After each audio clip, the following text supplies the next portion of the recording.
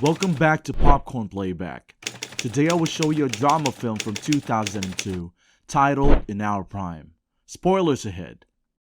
Han Ji-woo doesn't fit in at the best high school in South Korea where the top 1% go. He used to be the best student at his old small school, but now that he is surrounded by brains, he is one step from the bottom of the class, especially in math, which is considered the most important subject to get into college. His friends are rich, so they can pay for teachers and boot camps, but Ji-woo is on student welfare and can't afford these things. His math teacher, Mr. Kim Jin-ho, tells him that these numbers won't get him into a good college, and he suggests that Ji-woo thinks about moving. One night, Ji-woo's friends give him money so he can sneak out and buy snacks and drinks for everyone, but the night guard Lee Hak-sung catches Ji-woo on his way back. The next morning, Mr. Kim tries to get him to say who else was involved in this plan, but Ji-woo is faithful, so he doesn't say anything. This gets the attention of his friend Park Bo-ram, but it also gets him kicked out of the dorms for a while. After class, his roommates try to thank him by giving him some money. They're surprised when Ji-woo says he doesn't want it because they are friends. They talk about getting late-night snacks in through other ways, but since Hak-sung started working as a guard, this is no longer possible. He is called the Commie Officer because he ran away from North Korea. Later, Hak-sung goes to see his doctor, who tells him that being a night guard isn't good for his health and that taking sleeping pills throws off his body's natural clock or biorhythm.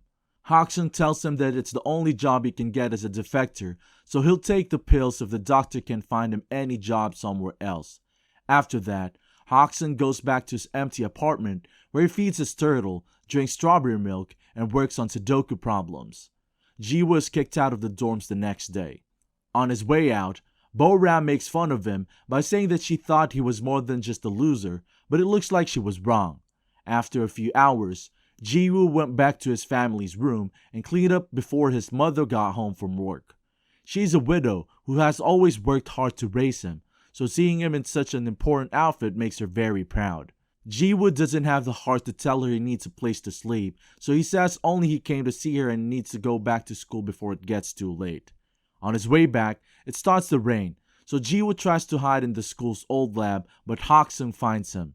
When the guard hears that Ji-woo has nowhere to stay, he feels bad and invites him back to his office. Hak-sung finds the very hard math homework that Ji-woo couldn't finish while he sleeps. Hak-sung kicks Ji-woo out as soon as the sun comes up. When the boy goes to his math class, he is shocked to find that Hak-sung did his homework and got all the answers right. Bo-ram sees this and wants Ji-woo to show the teacher, but he tells her to be quiet. After class, Ji-woo goes to thank Hak-sung for helping him and asks him to show him how to do it, but Hak-sung just kicks him out again. Later, Ji-woo hears in the study room that even the private tutors of some of his friends have troubles with some of these math questions. This shows how special Hak-sung is. Hak-sung doesn't pay attention to Ji-woo when he follows him around and asks to be taught. When Hak-sung is taking out the trash one afternoon, he hears the teachers talking about kids on welfare whose parents don't care about them and who have inferiority problems. Mr. Kim puts Ji-woo on the list. When Ji-woo asks him for tutoring again, Hak-sung tells him it's better to move and that self-pity isn't a badge to wear because it makes you focus on tragedy. Ji-woo tells Hak-sung how angry he is that he doesn't have the same chances as other people. Hak-sung gives in and agrees to teach Ji-woo, but he only wants strawberry milk as payment. The next day, Hak-sung goes to see his friend Anji Chol. He helped him get into South Korea because Anji Chol is in charge of helping North Korean refugees in Seoul. Together, they play board games and talk about life. When Ji-chol gives Hak-sung the lamp he needs as a gift, Hak-sung insists on paying for them because they didn't come to this country to be helped. Hak-sung puts the light inside the empty lab at night so he can teach Ji-woo there without anyone knowing. Ji-woo has to follow 3 rules. No one else can know about these classes. Only math questions are allowed. And Hak-sung will teach math, but he doesn't want to hear about grades or tests. After Ji-woo agrees to follow all the rules, Hak-sung gives him his first task, finding the area of a triangle. Ji-woo solves it quickly and says it's a middle school problem, but Hak-sung shows him he's wrong by drawing a full circle around the triangle. Ji-woo feels tricked because Hak-sung asked him the wrong question. He thinks it's unfair, but Hak-sung's point is that he's going about fixing problems the wrong way. Yes, it's important to find the answer, but it's even more important to know what the question is. Math is all about figuring out how to find the answer. When Jiwoo shows that he understands the idea, Hoxun calls it epsilon and has a memory to when he and a friend were younger and were given a fancy pen as a reward for doing well in school. Epsilon means small and not important or even trivial. Jiwoo still doesn't have a place to go after class, so Hoxun lets him stay with them. Jiwoo finds out that Hoxun likes to listen to classical music on an old tape player. They talk about classical musicians for a while, which help Hoxun avoid answering Jiwoo's questions about his past. The tape is old and doesn't sound very good, so Jiwoo plays the song on his phone. Hoxun is fascinated by the sound quality, and it helps him sleep deeply for the first time in a long time. In fact, he stays in bed until late the next morning, and by the time he gets up, Jiwoo has already left for class. Mr. Kim has some important news for his math students. Instead of having finals, his class will take part in the famous Pythagoras math competition, which will count as their test. The teens aren't happy about this because they only have 2 months to practice, but Mr. Kim thinks they will all win gold. Jiwoo takes math classes with Hoxun every day, and Boram starts to notice how often Jiwoo buys strawberry milk. It's almost like he's a junkie. One evening, Jiwoo needs to know how to solve a particularly hard problem, but Hoxun tells him that he should do it all by hand. After 3 hours, Jiwoo figures it out, so Hoxun shows him something special. The famous scientist Bernard Breiman calculated 38 decimals of the square root of 2 by hand to become familiar with the process of solving, which you can't do by just remembering a formula. This helps a lot when it comes to getting a better grasp of math. Hoxun won't tell Jiwoo if his answer is right or wrong, because it's the job of a mathematician to figure it out on their own. Jiwoo's math skills are getting better and better every day as the weeks go by. One afternoon, he gets some terrible news. A close friend who is also on welfare is going back to his old school, saying that coming here was never worth it. Now Jiwoo has to think about his own situation, and Boram tries to listen to him, but he thinks she's making fun of him by saying they're in the same situation when she's actually a rich kid too. When Boram's mother comes to get her, they have to stop talking. When they get in the car, Boram is told off for hanging out with a welfare kid. Even though her parents are split, Boram is also on welfare, but she doesn't get money, so it's not really the same. Her mother also scolds her for listening to piano music. She wants Boram to focus on her schoolwork, so she has hired Mr. Kim, which is against the law, to be Boram's private teacher. Later that night, Jiwoo tells Hoxun about his friend and asks if he should also move. Hoxun tells him not to give up and tells him that the most important thing to do well isn't to be smart, but to have the courage to keep going until the end. He shows Jiwoo the task he fixed to make his point. The final answers have some mistakes, but the boy has learned the right way to solve them. Jiwoo's band ends that night, so he can go back to the dorms. He misses sharing a room with Hoxun though. The next day, Boram gives him strawberry milk with an apology note attached. When he gets sidetracked, she follows him to the abandoned lab and finds out a secret. After, she thanks Hoxun for taking care of Jiwoo. She asks if she can come over sometimes. Hoxun agrees, but only if she keeps it a secret. Boram also calls him Kami Officer, which confuses Hoxun because he is from North Korea but has never been in the military. He didn't have to do it, but he doesn't bother to say why. At that moment, they see a group of students sneaking around campus, but Hoxun decides not to do anything about it because of what happened to Jiwoo last time. One night, Jiwoo asks Hoxun why he worked so hard on math. He says that at first, he did it for the grant and to help his family, but as he learned more about it, he realized how beautiful it was and he fell in love with it. Then they ask Boram to join Hoxun at the piano so that he can show her a cool trick. By giving each digit of pi a note, they can make a beautiful tune. Jiwoo corrects Mr. Kim's answers to an exercise in the next math class by using the reasoning Hoxun taught him about wrong questions. But Mr. Kim scolds him for it. The answer may be right, but it's not what the inspector was looking for. And that's all the student should think about. Giving the answers that's expected, not the right one. It's all about test method, But Jiwoo doesn't agree and says he'll still get the right answers on the test. Mr. Kim thinks it's rude of him to act like that, so he makes him stand outside the door for the rest of the class. After that, Jiwoo tells Mr. Kim that he will not be moving. During one of Hoksung's visits in the afternoon, Ji-chul gives him a smartphone so he will be easy to find. Later, Hoksung proudly shows it to Jiwoo, who can't help but notice that Hoksung is reading long theses on this tiny screen. Jiwoo asks a student to sneak him into the computer lab so he can print the whole paper and give it to Hoksung. The Pythagoras test is the next day. Jiwoo is doing great thanks to Hoksung's lessons, and while Boram starts out well by remembering the music, she soon gives up. She can't handle the stress, so she leaves the classroom without finishing the test.